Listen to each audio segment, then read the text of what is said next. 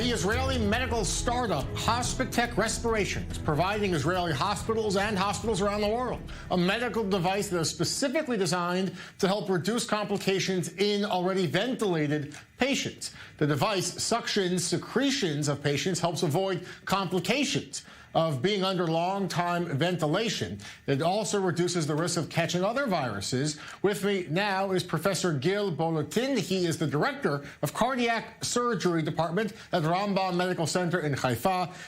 Professor, thank you so much for being with me. I want to ask about this device. I mean, when people are ventilated, they tend to be ventilated for an extended period of time. It's something that is a very invasive process. This device, what Hospitech Respiration is doing, is it cleaning the ventilator? Is it making it more hygienic? What's going on? The device is doing two main things. One is making sure there are no leaks between the tube and the lungs of the patient, and thus reducing the risk of superimposed pneumonia and other infections. In the same time, it's reduced the risk of some coronavirus to go into the air and risk the team that work on the patient. It's important mainly for long-term ventilation, and now with the coronavirus, it's important because it can protect the team.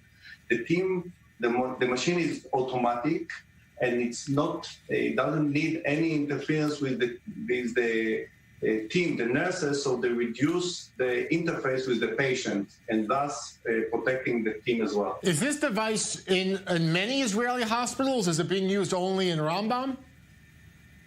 It was used in my department routinely in the last 2 years for a high-risk cardiac surgery patient that will be ventilated for more than few hours. So we did more than 100 cases. It has been used in the States in Mayo Clinic, and it was used in China as well, actually with corona patient in Hubei.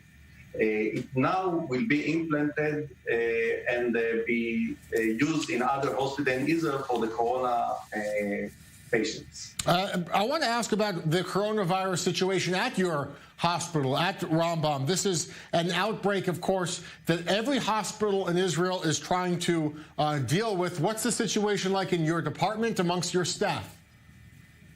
So in our department, cardiac surgery department, we reduce we don't do any elective cases, so we reduce the amount of cases and we operate just emergency cases, mainly one case a day instead of 2 or 3.